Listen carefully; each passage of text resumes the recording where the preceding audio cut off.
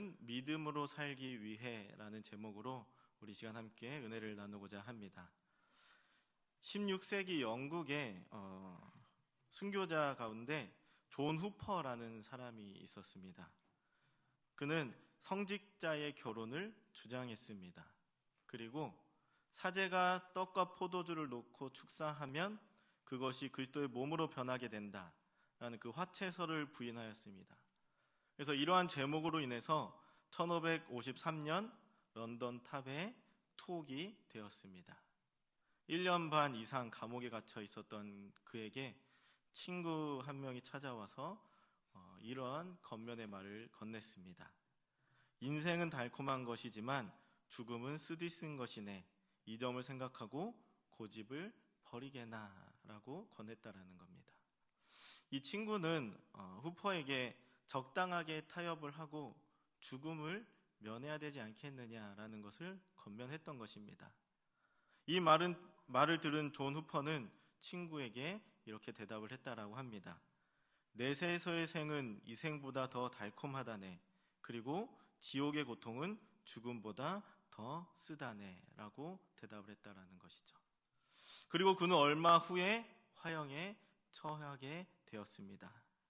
죽음의 순간에도 존 후퍼는 사형을 집행하는 그 집행관들을 위해서 복을 빌어 주었습니다. 주 예수여 내 영을 받아 주소서. 그리고 화형에 처해지고 순교의 제물이 되었다라는 겁니다. 그는 순교의 제물이 되어서 영국 교회가 개혁의 틀을 마련할 수 있는 그러한 계기를 전하고 목숨을 거뒀다라는 겁니다. 신앙은 세상의 그 어떠한 것도 타협할 수 없는 것입니다. 오늘 본문을 보게 되면 이러한 자세로 삶을 살았던 한 인물이 나옵니다. 바로 나봇이라는 인물입니다. 나봇은 사마리아에 살고 있던 이스라엘 사람이었습니다. 그런데 나봇의 포도원이 당시에 북이스라엘의 왕이었던 아합의 왕궁 근처에 자리하고 있었습니다. 그래서 욕심이 많았던 아합 왕이 이제 나봇에게 너의 포도원을 좀 나에게 줘라. 내가 좀 가지겠다. 나의 소유로 삼겠다. 했더니 나봇이 그것을 거절했습니다.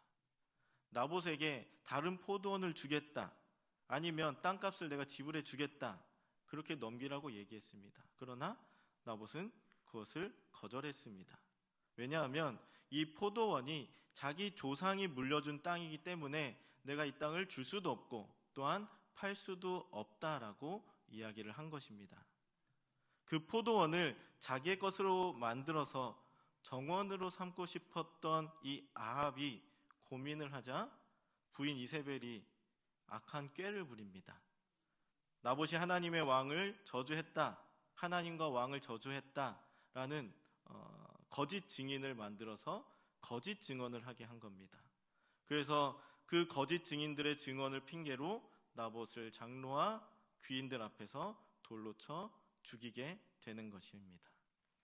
여러분, 세상 사람들이 보기에 아합이 땅을 그냥 달라는 것도 아니고 다른 땅을 주던가 아니면 돈을 주겠다라고 얘기했는데 그렇게 왜 하지? 그것을 거부하고 왜 죽었지? 참 이해되지 않는다라고 생각할 수가 있겠습니다.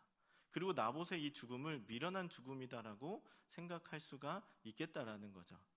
그런데 신앙이라고 하는 것은 세상의 가치와 생각으로 이해가 안 되는 그 이상의 것이다라는 겁니다. 그리고 그렇게 사는 사람에게는 세상이 줄 수 없는 놀라운 은혜와 축복이 주어진다라는 것입니다. 그래서 오늘 말씀을 중심으로 해서 나봇의 믿음으로 산 그 삶을 우리도 본받고 우리의 삶으로 적용해보는 그러한 시간이 되기를 소망합니다. 그 첫 번째가 나봇은 믿음으로 살기 위해서 하나님의 말씀을 생명처럼 여겼다라는 겁니다. 오늘 본문 1절과 2절의 말씀을 보게 되면 아합이 어느 날 나봇에게 왕궁 가까이 있는 나봇의 땅을 팔라. 그리고 3절에 보면 조상의 유산이기 때문에 하나님이 금하신 것이기 때문에 나는 그것을 줄 수도 팔 수 없다라고 이야기했습니다. 하나님께서 금하셨다라는 이 나봇의 말은 레위기 25장 23절에 기록이 되어 있습니다. 그것을 한번 같이 읽어보도록 하겠습니다. 레위기 25장 23절입니다. 토지를 영영히 팔지 말 것은 토지는 다 내 것임이라. 너희는 나그네요 우거하는 자로서 나와 함께 있느니라. 아멘. 하나님은 조상으로 물려받은 그 토지나 유업을 남에게 파는 것을 금하셨습니다. 피치 못할 사정으로 땅을 팔아야 한다라고 한다면 가까운 친척이 그 땅을 사서 다시 회복시켜야 한다라고 이야기를 하셨습니다. 하나님께서 이렇게 땅을 팔지 못하게 하시는, 팔면 속히 되찾아오라고 하시는 그 이유가 두 가지가 있습니다. 하나는 이스라엘 사람들이 가진 모든 땅은 자신들이 노력해서 얻은 땅이 아니기 때문인 것입니다. 이스라엘 사람들이 가진 모든 땅은 하나님이 기적적으로 가나안으로 들어가게 하시고 나누어 준 땅입니다. 그렇기 때문에 땅을 보면서 하나님의 은혜를 생각하고 또 나의 모든 소유가 내 것이 아니라 하나님의 것이다라는 것을 생각하기 위해서 땅을 팔지 말라고 했던 것입니다. 또 다른 이유 하나는 지나친 부의 편중을 막기 위해서인 것입니다. 여러 가지 이유로 어려워진 사람들은 땅을 팔 수밖에 없습니다. 어려워진 사람이 땅을 팔고 그런 부한 사람이 그 땅을 사겠죠. 그러다 보면 나중에는 가난한 사람을 계속 땅을 팔아서 없어지고 부한 사람은 계속 땅을 사서 부해진다라는 거죠. 이 빈부격차가 벌어질 수밖에 없습니다. 그래서 땅을 팔지 말라고 하신 것입니다. 어쩔 수 없이 정말 돈이 필요해서 땅을 팔아야 한다라고 한다면 안식년이 7번 지난 희년에 다시 원주인에게 돌려줘야만 했습니다. 그렇게 해서 지나치게 가난한 사람, 또 지나치게 부한 사람이 없도록 하기 위해서 땅을 팔지 못하게 하셨던 것입니다. 그런데 문제는 이러한 성경의 법이 성경에만 존재할 뿐이지 사람의 마음대로 땅을 사고 팔았던 것이 현실이었다라는 거죠. 당연히 희년도 지키지 않았고 안식년도 지키지 않았습니다. 하지만 우리가 지금 살펴보고 있는 나봇은 그렇게 행하지 않았다라는 것입니다. 하나님의 말씀, 그 한마디의 말씀을 생명처럼 여겼습니다. 그래서 왕이 말하는데도 NO라고 외칠 수 있었다는 것이죠. 다른 사람들은 무시하고 지키지 않는 말씀이었지만 나봇은 그 말씀을 하나님의 말씀으로 받아들이고 생명의 말씀으로 받아들여서 그 말씀을 지켰다라는 것입니다. 여러분, 작은 명령이고 또 다른 사람들은 모두 다 지키지 않는 말씀이다라고 할지라도 그 작은 것, 아무것도 아니라고 하는 그 말씀, 그것부터 우리는 순종할 수 있는 믿음이 되어야 한다는 것입니다. 그것이 진정한 순종인 것입니다. 처음부터 도저히 내 생각대로, 내 상식대로, 내 지식으로 받아들여지지 않는 그 일은 누구도 순종할 수 없습니다. 그러나 작은 일에 순종할 때에 큰 일에도 순종을 할 수 있게 된다라는 겁니다. 여러분, 아브라함이 어떻게 아들을 드리는 순종이 가능했겠습니까? 75세에 하란을 떠나 가나안을 출발하면서부터 40여 년이라는 그 시간 동안 순종의 과정이 있었기 때문에 아들을 드리는 순종이 가능했다라는 겁니다. 처음부터 되는 것이 아닙니다. 작은 말씀이라도, 작은 순종이라도, 내가 생각하기에 보잘것없는 말씀이고 순종이라 할지라도 그것부터 순종해 나가면 결국에는 큰 것도 나중에는 순종할 수 있는 큰 믿음을 가지는 우리가 될 수 있다라는 겁니다. 예수님께서는 누가복음 16장 10절에서 이렇게 말씀하셨습니다. 지극히 작은 것에 충성된 자는 큰 것에도 충성되고 지극히 작은 것에 불의한 자는 큰 것에도 불의하니라 라고 말씀하셨습니다. 그리고 작은 것에 충성한 사람에게는 또 이렇게 말씀하셨습니다. 마태복음 25장 21절입니다. 잘하였도다 착하고 충성된 종아, 내가 적은 일에 충성하였음에 내가 많은 것을 내게 맡기리니 내 주인의 즐거움에 참여할지어다 라고 말씀하셨습니다. 여러분, 정말 큰 일을 하고 복을 받기 위해서는 내가 생각하기에 별거 아니다라고 생각되는 그 말씀부터 지키고 순종하시기를 바랍니다. 그것이 믿음을 지키고 복받는 길이다라는 것을 기억하시기를 바랍니다. 지극히 작은 말씀부터 지키고 순종하여서 하나님께서 주시고자 하는 그 많은 축복을 받고 또 하나님께서 주신 그 칭찬을 받는 저 여러분들 되기를 간절히 소망합니다. 두 번째로, 나봇은 믿음을 지키기 위해서 좋은 조건도 거절했다라는 겁니다. 오늘 본문 2절을 보게 되면 아합은 나봇에게 자신에게 또 다른 포도밭을 주겠다, 더 좋은 포도밭을 주겠다, 그것도 싫으면 돈으로 갚아주겠다라고 이야기했습니다. 그런데 나봇은 어떻게 했습니까? 이건 역시 거절했습니다. 자신은 하나님의 말씀이 제일이기 때문에 아무리 더 좋은 포도원이어도 아무리 많은 돈이어도 싫다라는 것입니다. 이것은 정말 놀라운 신앙입니다. 사람들은 더 좋은 조건을 위해서라면 언제든지 좋습니다, 예스라고 외칩니다. 더 좋은 것, 더 좋은 조건을 찾는 것은 아마 이 세상의 사람들을 모두의 마음이지 않을까 싶습니다. 이런 이야기가 있습니다. 오래전에 충북 제천에라는 곳에 시골에 작은 목회를 하는 목사님에게 서울의 한 중형교회에서 담임 목사로 와달라는 청빙의 요청이 들어왔다라는 것이죠. 그런데 시골 목회를 하는 목사님이 그 요청을 정중하게 거절했습니다. 그 거절의 이유는 이렇습니다. 그 교회는 서울의 중형교회이기 때문에 가고자 하는 사람들이 많이 있을 것입니다. 그러나 이 시골에 있는 이 작은 교회는 나 아니면 올 사람이 없습니다라는 이유 때문이었습니다. 그리고 나 자신을 자식처럼 믿고 따르는 그 어르신들을 두고 갈 수가 없습니다라는 것이 이유였습니다. 이 이야기를 듣고 많은 사람들이 감동을 했습니다. 보통 사람들이다라고 한다면 더 좋은 조건, 더 나은 대우, 더 많은 물질, 그것을 얻기를 소망할 것입니다. 제가 신대원에 다닐 때도 교수님이 이런 질문을 한번 던진 적이 있습니다. 시골 교회에 청빙이 오면 갈 수 있는 사람 손들어 보십시오 했을 때 많이 들지 않더라고요. 더 좋은 교회, 좀 더 큰 교회, 많은 대우를 받을 수 있는 교회를 가고자 하는 것이 그 신학생들의 마음이었을 것이다라는 겁니다. 그러나 우리 예수 믿는 사람들은 이래야 하는 겁니다. 더 좋은 조건, 더 나은 대우, 더 많은 물질을 제시했을 때 먼저 믿음을 생각해야 한다라는 겁니다. 또 말씀을 생각해야 한다라는 것입니다. 사도행전 16장을 보게 되면 사도 바울이 아시아 쪽으로 복음을 전하고자 했었습니다. 그 이유는 이 아시아 쪽이 유대인들도 많았고 문화도 비슷하고 회당들도 많이 있었기 때문입니다.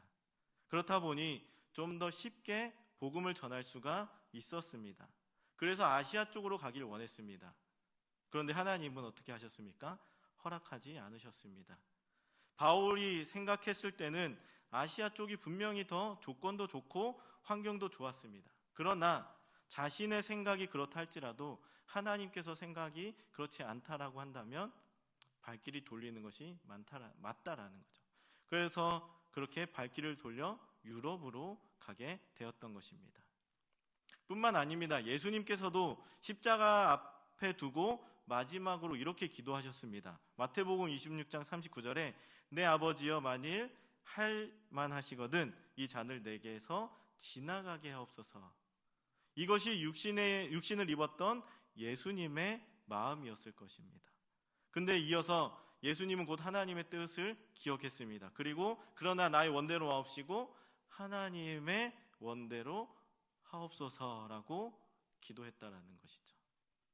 예수님은 자신의 유익이나 더 좋은 조건보다 하나님의 뜻을 우선시하셨습니다. 그리고 우리에게도 예수님께서 이렇게 말씀하셨습니다. 마태복음 7장 21절입니다. 나더러 주여 주여 하는 자마다 다 천국에 들어갈 것이 아니요 다만 하늘에 계신 내 아버지의 뜻대로 행하는 자라야 들어가리라 라고 말씀했습니다. 우리가 기억해야 할 것은 말씀과 조건 중에 말씀을 선택해야 한다는 겁니다.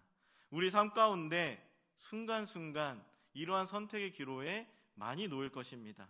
그럴 때 우리는 말씀을 선택하시기를 바랍니다. 예수 믿는 사람들은 넓은 길과 좁은 길에 놓여 있을 때 좁은 길을 선택해야 하는 것입니다. 말씀의 길과 좋은 조건의 길이 있다라고 한다면 말씀의 길을 선택해야 한다라는 것입니다. 여러분, 믿음으로 사는 삶은 하나님을 바라보는 삶인 줄 믿습니다.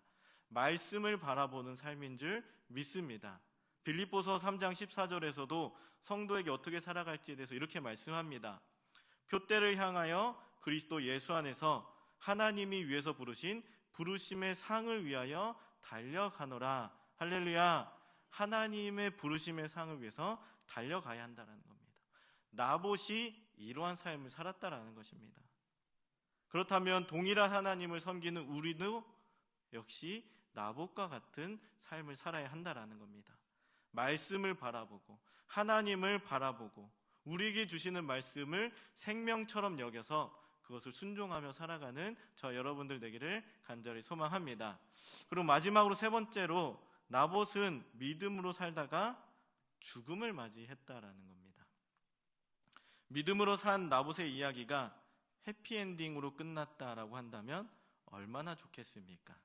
그런데 나봇의 이야기는 해피엔딩으로 끝나지 않았습니다. 처참하게 죽임을 당했습니다. 나봇이 아합의 제안을 거절하자 아합은 고민에 빠졌고 아내는 방법을 제시했습니다. 나봇을 거짓말쟁이로 만드는 것이었죠. 그래서 그렇게 만들어서 결국에는 그것을 죄목으로 씌어서 돌로 쳐 죽이는 그런 처형을 받게 되었습니다. 그리고 나서는 포도원을 차지해 버렸죠. 어찌 보면 믿음의 끝이 이런 건가? 하나님의 말씀을 붙잡는다라는 것이 그렇게 살았다라는 최후가 이렇게 허무한 것인가? 이러한 회의적인 생각이 들 수도 있습니다. 말씀으로 살았고 내가 말씀을 순종하고 믿음으로 살았는데 그 삶의 끝이 이러한 비참한 죽음이다라고 한다면 누가 선뜻 말씀으로 살겠습니다. 믿음 잘 지키며 살겠습니다. 나는 순종하며 살겠습니다. 라고 믿음으로 고백하며 살 수 있겠습니까? 뿐만 아니라 믿음으로 살아야 돼. 말씀대로 살아야 돼. 말씀에 순종하며 살아야 돼. 라고 권면하며 살 수가 있겠습니까? 그런데 여러분, 여기서 멈춰버린다라고 한다면 올바른 신앙이 아니다라는 겁니다. 여기서 멈춰버리는 것은 우리가 가지고 있는 이 믿음의 그 끝이 꼭 축복이어야 한다라고 고집하는 것입니다. 신앙의 끝은 잘 되어야 한다라고 생각하는 것은 기복신앙입니다. 올바른 그리스도의 신앙이 아니다라는 것입니다. 히브리서 11장 39절과 40절에 보면 믿음으로 산 사람들을 위해서 이렇게 말씀합니다. 우리 한번 같이 읽도록 하겠습니다. 시작. 이 사람들은 다 믿음으로 말미암아 증거를 받았으나 약속된 것을 받지 못하였으니 이는 하나님이 우리를 위하여 더 좋은 것을 예비하셨은즉 우리가 아니면 그들로 온전함을 이루지 못하게 하려 하심이라. 아멘. 믿음의 사람들이 핍박을 받아 죽었기에 사람의 눈으로 보기에는 그 끝은 허망할 수도 있지만 그렇지만 하나님께서는 그들에게 더 좋은 것을 준비해 주셨다라는 겁니다. 그리고 오늘 말씀에 나온 나봇도 그러한 삶을 살았다라는 것입니다. 나봇은 비록 처참하게 죽음을 맞이했지만 믿음의 사람들은 어떻게 살아야 한다라는 것을 본으로 보여주었습니다. 그렇게 그의 죽음은 비참한 죽음이 아니라 가치 있는 복된 죽음이다라는 것입니다.